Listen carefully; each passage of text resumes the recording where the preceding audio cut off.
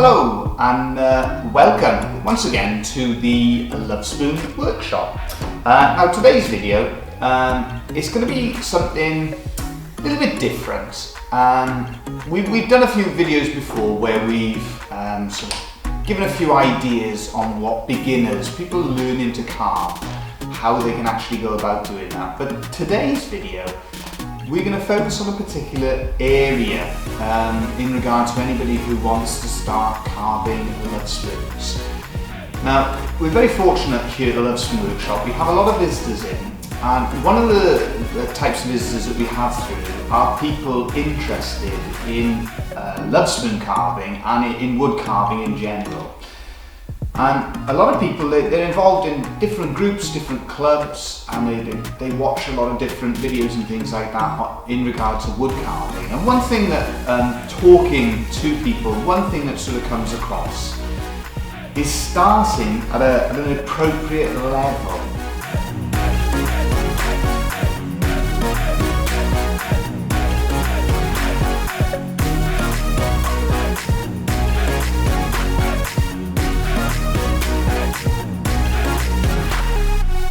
I'm going to demonstrate how I actually learned to carve myself. I was very fortunate to grow up in and around the Lovespoon Workshop here, and so from a young age I had access to the tools and to the materials. But that's what we're going to do today. Is we're going to very much focus on how you can get started with carving your, with whatever carving you want to do. And I'm going to show you exactly how I actually learned to carve myself.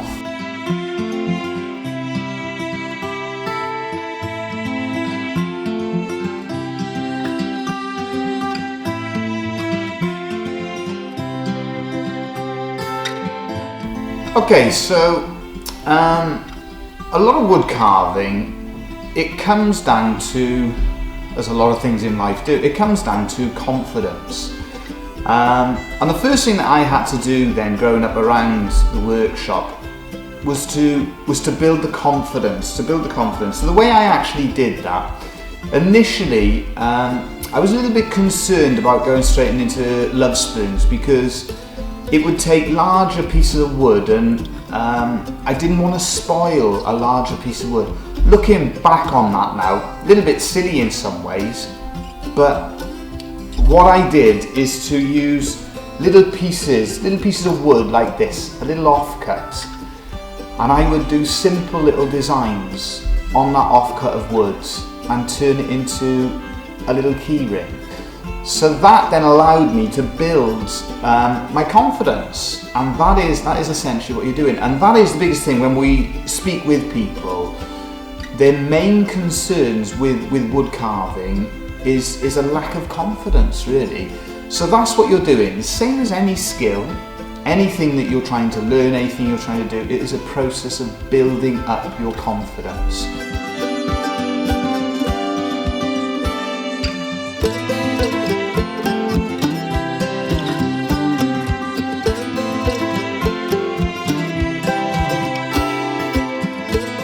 Your early attempts may not come up to your own expectations or expectations that others may have, but the main sort of message we want to get across is to persist, to keep going, and as you go along your journey, you'll improve and you'll reach that level, and you may end up reaching a level that is actually higher than you ever anticipated that you could get to.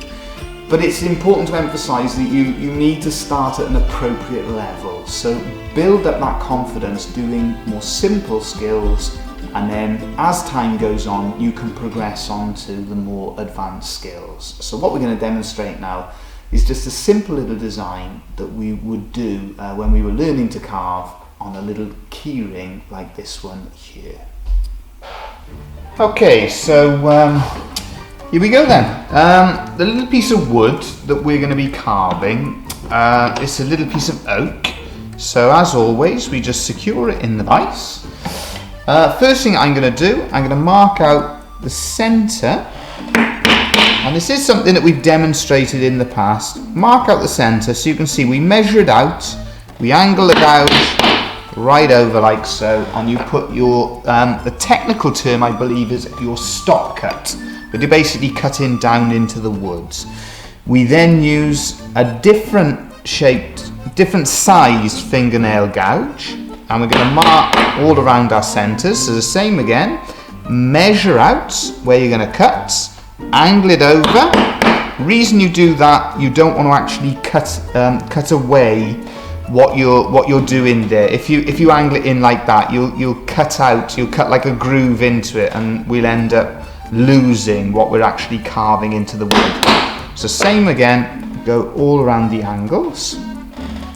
And as we mentioned, we do speak to people, and they'll be doing various carvings, different figures and things like that.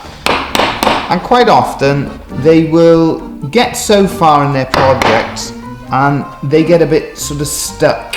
And it's similar to myself, where I mentioned where I didn't have the confidence to start off with doing love spoons. It's a similar thing. You've got to remember that it is, at the end of the day, it is just a piece of wood. And if you make mistakes, the main thing really is to learn from them. So if you are working on a project and you're at a stage where you feel you're a bit stuck, don't worry about it too much. Just keep going. If it goes wrong, try to learn from it where it's gone wrong and why it's gone wrong.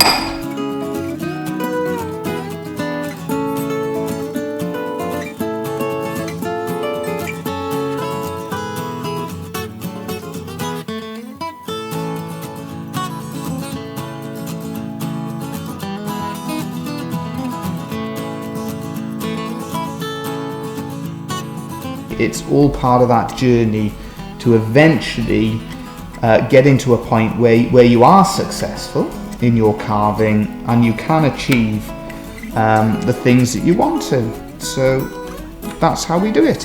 Now, as you can see, what we've done, we did all of the stop cuts, all of the cuts down into the wood.